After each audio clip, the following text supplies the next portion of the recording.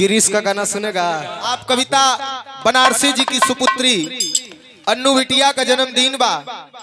जन्मदिन का बहुत बहुत बधाई हो, ढेर सारी शुभकामनाएं हो। खूब आगे बढ़े, खूब नाम रोशन करें। स्वर्दा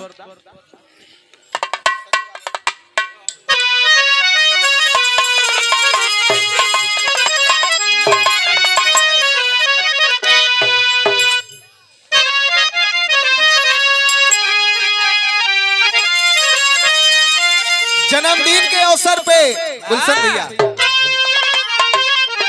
जन्मदिन के अवसर पे सोहर बड़ा जरूरी होला। ये देखा पारंपरिक सोहर हो और इस सोहर के हमरे गुरुजी गावत रहलन।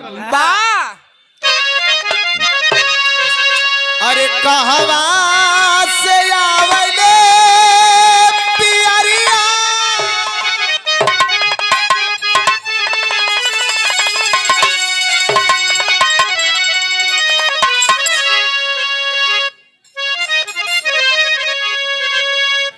किरीश का गाना सुनेगा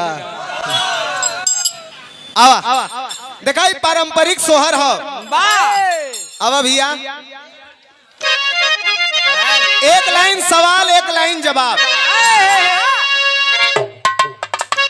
अरे कहवा से आवले पियरिया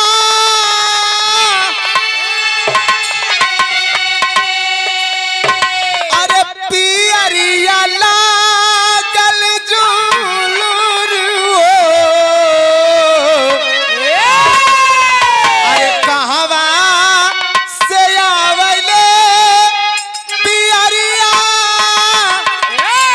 पियरिया लागल झालर हो। कि सखी हो कहवा से आवेला से नुरावा भरल सिंदूर हो। सखी हो कहवा से आवेला से नुरावा भरल सिंदूर हो।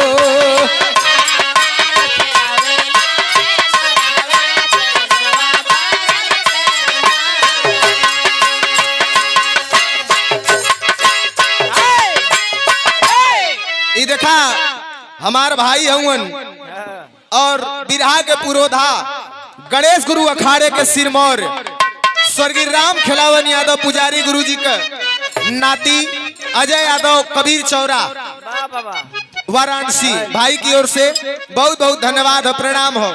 लेकिन एक जवाब भी गवनी का।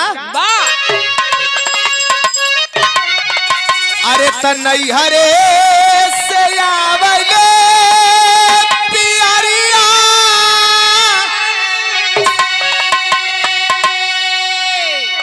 अरे नैहरे से आवले पियरिया अब पियरिया लागल झालर हो। सखी हो ससुरे से आवेला से नुरावा भरल से नूर हो। सखी हो ससुरे से आवेला से नुरावा भरल।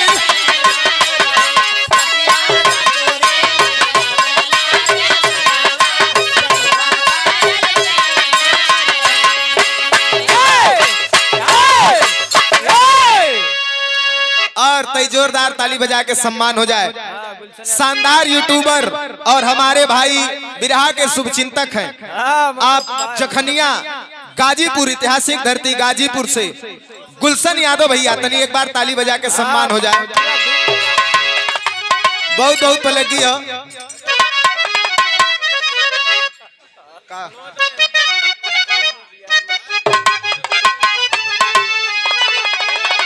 हमार गोड़ नहीं ऐसा मत करा। लेकिन देखा यही के बदल के भी गावेलिन कि अरे बधैया बाजे बधैया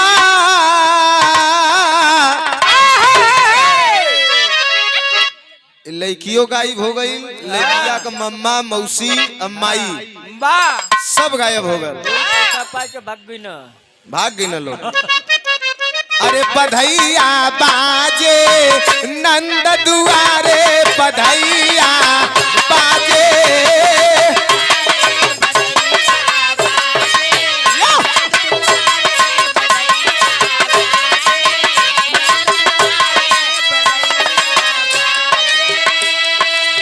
होई।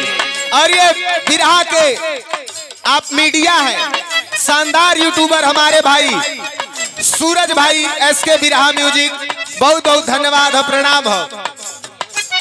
अब पीछे पोस्टर भी नहीं का लगल हो, जो लगल है पीछे, लेकिन देखा हम कहत हई का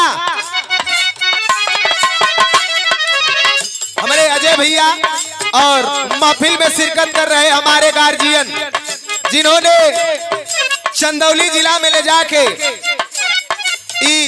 अबोध बेटवा के खूब आशीर्वाद दिले हुए। आदरणीय हमारे संजय यादव नेताजी और संजय यादव भानापुर चाचा जी, बहुत बहुत प्रणाम। लेकिन हम कहते हैं यहाँ बधाई लाइन हो, बधैया बाजे बधैया बाजे कविता दुआरे, बधैया बाजे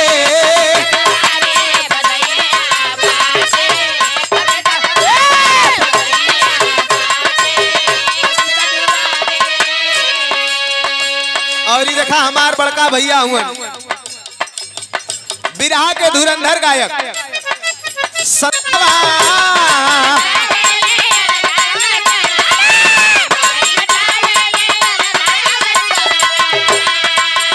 अरे माई लुटावेली अनदान सोनवा, बाबू लुटाव देनु गैया, अरे बाबू लुटाव देनु गैया, बधैया बाजे नंद दुआरे, बधैया